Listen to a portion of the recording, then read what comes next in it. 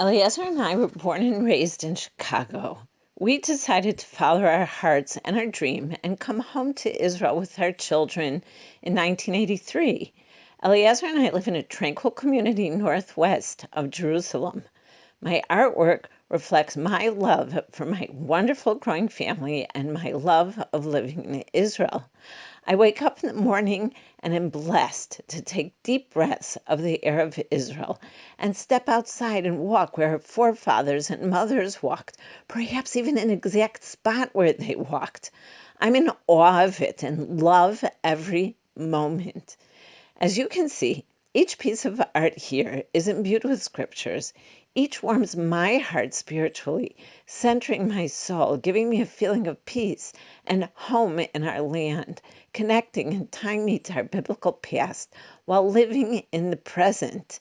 Any piece of art you bring home with you can give you that same special feeling, speaking to you from your walls just as they do from mine. What is microcalligraphy? Calligraphy, writing, micro, that's very small. Using this tiny lettering, I create these flowing designs. A final creation is a picture completed entirely with words. I coined the term microcalligraphy to express my exacting work. Tiny letters and words blending together to form the design and figures on the paper. The original art form called micrography started in the 7th to 9th centuries in Israel in Tiberias by scribes known as Masoretim, traditionalists, as they kept track of the words they were working on while compiling the first Jewish Concordancia, a book that lists every word and phrase, how many times it was written, and its location with proper pronunciation everywhere in scriptures. It was time-consuming work. To keep track of their progress, these scribes wrote these words in tiny lettering in geometric shapes in the margins of their paper, and voila, the original micrography. Throughout the centuries, this art form has developed from geometrical shapes to what you see today. My artwork has unique styles compared to other artists whose work is written in black ink, creating black and white pictures, while some artists write in black ink on sections of watercolor paintings. I paint colorful words inscribed letter by letter using a calligraphy pen dipped into a spectrum of watercolor paints, patiently spending anywhere from 1 month to nearly a year creating an entire artistic composition. I also use gematria, or Jewish numerology, in my designs. In Hebrew, each letter of the alphabet possesses numerical value. The first letter, Aleph, equals 1, Bet, 2, etc. The word Chai, life, equals the number 18. 18 always signifies life. I use gematria to calculate the numerical equivalents of letters, words, or phrases written in my artwork. I also use gematria to determine how many times I'll write the text for a specific piece. That also determines how tiny or very tiny I'll have to write. There are a lot of logistics involved in creating each composition. Some pieces take up to 11 months to create. This intertwining weaving of words and Jewish numerology adds deep spirituality to each of these particular images. Creating a composition with gematria, as far as I know, is a unique trait of my artwork. I've not seen it in other microcalligraphy artists' works. So, there's the colorful hand-painted writing and the gematria that creates something both artistically and spiritually uplifting. A question often asked is how I began doing microcalligraphy. Before this, I created soft sculptures of whimsical Hasidic figures and biblical and Israeli political characters. They are very popular both in Israel and around the world. But then I was given a new direction. One day I woke up and the need to do this descended and enveloped me. I understood that a gift was being shared with me. I also knew I was very busy and didn't have time for a new venture or adventure right then. So I pushed it out of mind. 2 weeks later, friends from California called Eliezer. They wanted to start marketing biblical micrography in the U.S., and asked for his help locating sources in Israel. Hearing this conversation, I knew I was being given a second chance. I took it. How often do second chances come along? The rest, as you can see, is history. I took it and continued to take one step at a time, learning something new on this journey from each piece. I'm thankful every day for this wonderful blessing. It's a true gift. People are often interested in our life and lifestyle and how scriptures and these pictures connect to us today. I'll use the cycle of the year to help explain. Here's parting of the Red Sea, which reminds us of Passover and how we sit telling and retelling the story of the Exodus. This creation evolved by writing the entire book of Exodus. We're constantly connected to our past, feeling as though we were there by reliving and retelling the story every year, making it real for today. As you can see, I love what I do. I love living in Israel. Song of Solomon is the first of all of these microcalligraphy artworks that I created. It expresses God's love for his people. Song of Solomon is actually read on the Shabbat that falls during Passover. After Passover, we celebrate a holiday for modern-day Israel, Yom HaAtzmaut, Israel's Independence Day. Here we have the design that combines the flag of Israel today with the outline of the map of today's Israel. It's created using the words of the Israeli national anthem, Hatikva, the hope. The focus of this image and the anthem is the land of Zion. Jerusalem is highlighted in the center with the Star of David created using the ancient walls of Jerusalem instead of the standard blue star. I wrote Hatikva, the Israeli national anthem, 156 times because the letters of the word Zion, Zion, break down letter by letter and equal the number 156. After celebrating Yom HaAtzmaut, we continue to the next holiday, Shavuot, or Pentecost. This piece is Tree of Life. Its design is created using the entire book of Ruth. The flowers and the grass are the book of Ruth, reaching King David here at the bottom of the tree, under and supporting her roots. Here's an opportunity to explain the difference between my microcalligraphy artwork and other artists' micrography, who execute a watercolor painting of Ruth, cutting sheaves of wheat, the piece an entire watercolor painting. But where's the writing? Only Ruth's braid contains text, written in black ink. Perhaps the text continues in the border as well. A beautiful picture, but only a small portion with text. Here, the entire text is the composition, and the composition is the text. The tree trunk is filled with the words sung as the Torah scrolls are returned to the ark after the week's portion is read. She's a tree of life to those who hold on to her, and her supporters are joyous and given peace. Encircling the entire tree is the blessing of Sarah, Rachel, Rebecca, and Leah that continues with a beautiful blessing for the entire family. Woman of valor. The words of Proverbs 31, 10 through 31 create these biblical women. We start with the matriarch Sarah. Miriam is next to her, depicted singing praise to God after crossing through the parted Red Sea, the Passover story. After Passover, we fast approach the holiday of Shavuot, during which the book of Ruth is read in the synagogue Shavuot morning. Here is Ruth gathering sheaves of wheat.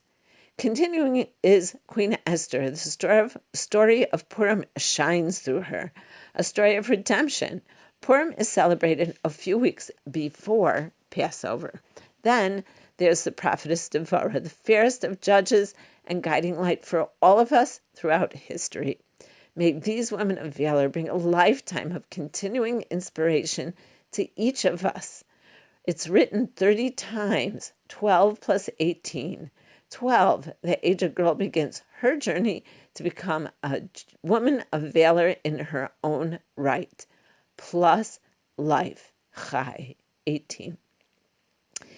If you've been to Jerusalem, you've seen the beauty of what has been built or rebuilt. But you know that the wall, the kotel, is what remains after the destruction of the temple 2,000 years ago, on the 9th of Av, the Jewish date that falls in July or August, 70 names of Jerusalem, Yerushalayim, written in gold, hovers over the ancient western wall. Jerusalem has 70 different unique spiritual names. I wrote these names in glowing gold microcalligraphy to create the word Jerusalem here. May Jerusalem of gold be completely rebuilt soon in our days. The original of this design is actually an embroidered satchel that I made for our second son-in-law's prayer shawl, then created this artwork from it. Jerusalem Star of David, Psalms 122. Pray for the peace of Jerusalem, Psalms 126, verses from Zechariah and Isaiah and more. Isaiah 62:1. I've set watchmen upon the walls, O Jerusalem. Take no rest until he makes Jerusalem a praise in the earth. This intricate piece depicts the rebuilt temple in the heart of the picture. Jerusalem, forever the center of the world, the center of our hearts. As you know, the Jewish year is a cycle. We've shared the holidays, starting here with Passover, reaching the saddest day, the 9th of Av, and the destruction of the temples. But then our attention turns again to joy and new beginnings, a new year, Rosh Hashanah, that will, God willing, bring us many blessings. Verses from the deep, heartfelt prayers recited on Rosh Hashanah, the new year, create these pomegranates. I inscribe these blessings 17 times. May you merit the fulfillment of the 18th time, the number that signifies life, this and every new year. We begin in Shabbat and every holiday with candle lighting. These graceful Shabbat candles are created with Proverbs 31:10 through 31, woman of valor. The flames are created using the beautiful blessing for the physical and spiritual health of the family. The halos of light surrounding the flames are the blessings for the children. The halo on the right is the blessing of Ephraim and Manasseh for sons. The left halo, the daughter's blessing of Sarah, Rachel, Rebecca, and Leah. I'm so blessed to bestow these blessings on our children and grandchildren every week. Down the center flows the blessing recited while lighting the Shabbat candles. I mentioned how blessed we feel to live in our home in Israel. This piece, Birkat HaBayit, blessing of the home, is a beautiful view from our dining room window. This is what I see each day as I say my prayers standing at this window facing the direction of Jerusalem. I ask myself, what can I do with this beautiful view? This is it. They dwelt in safety, each man under his vine and under his fig tree. And they built houses and inhabit them. And they planted vineyards and eat the fruit of them. And my chosen ones shall long enjoy the work of their hands, for they are the seed of the blessed of the Lord, and their offspring with them. May your families and your homes be so blessed. The strong and proud eagle. Isaiah 40, comfort, comfort my people. The letters of the word love, ahava, equal the number 13. This entire chapter is written 13 times to create these cliffs and valleys. 13, ahava, God's love for his people.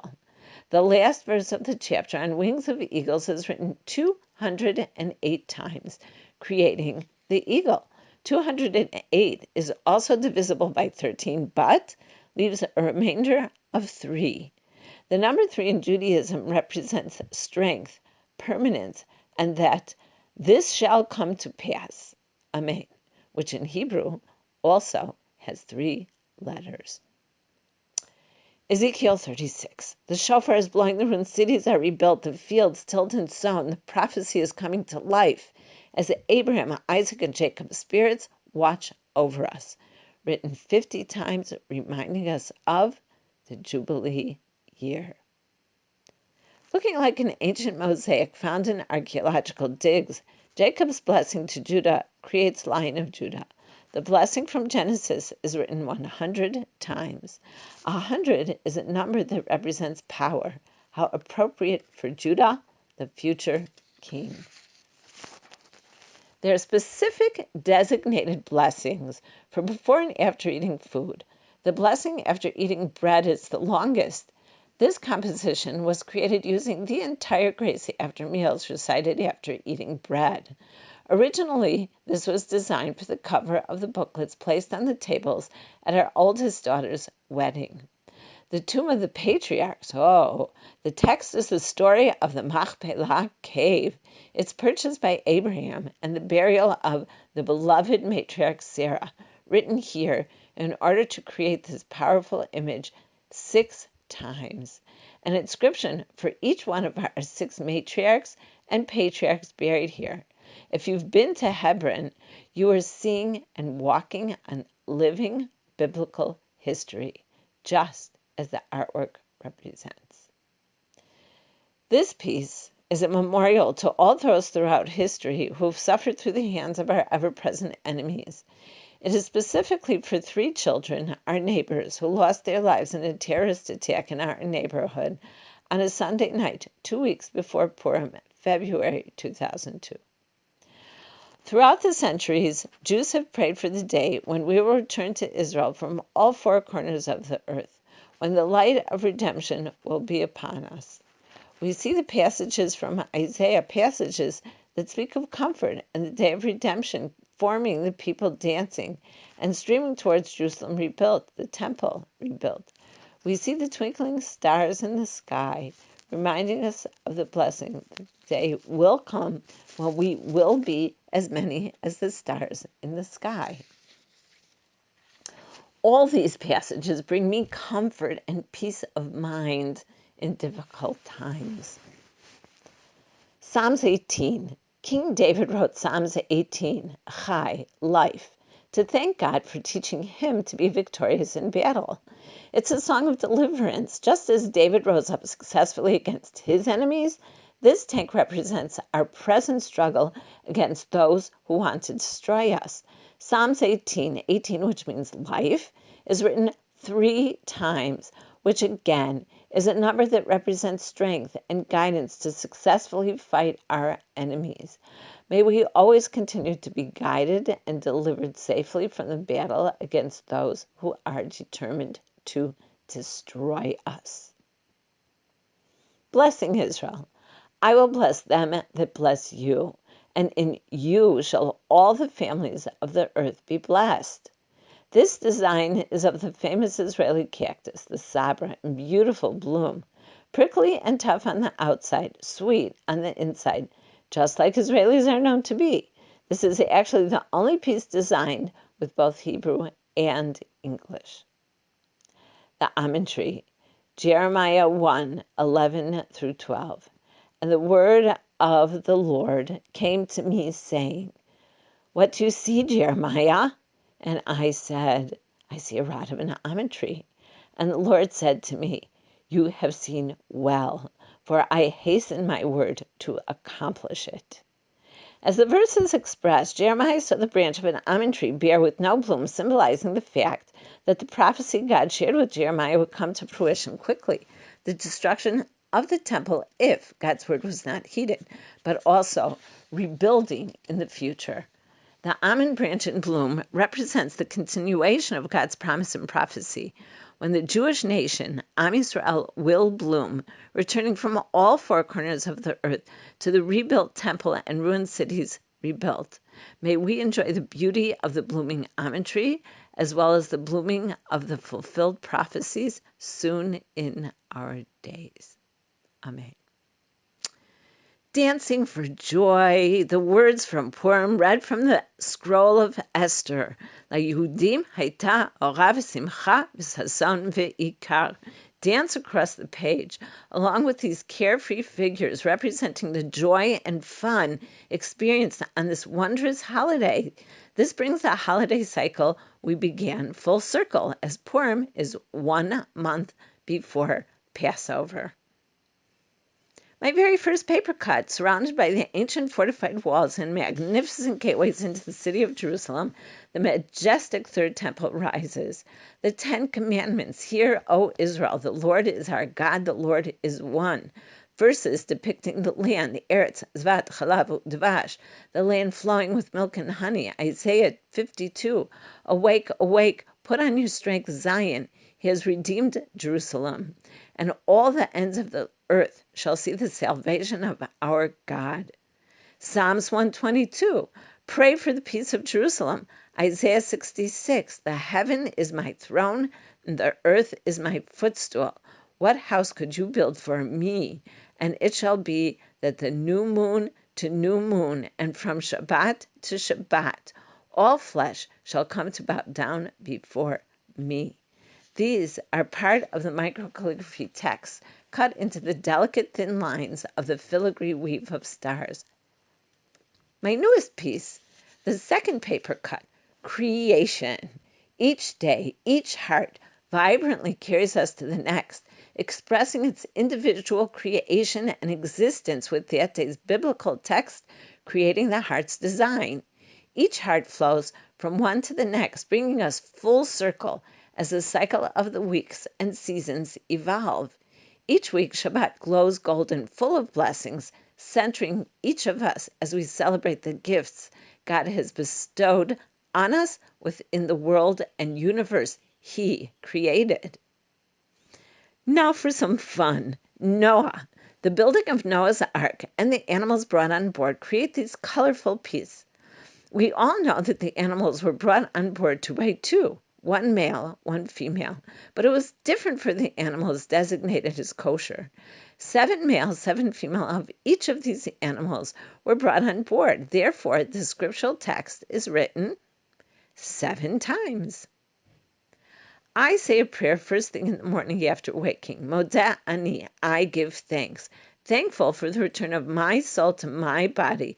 Many parents recite this short prayer of thanks for their small children each morning, and they recite it with them, as I did with our children, and they now do with theirs. Each night before going to sleep, I say the Shema. Hear, O Israel, the Lord is our God, the Lord is one. While reciting the first line, traditionally one covers one's eyes in order to concentrate. As you can see here, all the animals are covering their eyes, except for the hippo, who's already sound asleep. Here we have the entire world is a very narrow bridge. The important thing is never to fear. Here you see all the different animals playing together, the giraffe and the elephant creating an amusing bridge. So much to learn from these words and so much to teach our children and each other.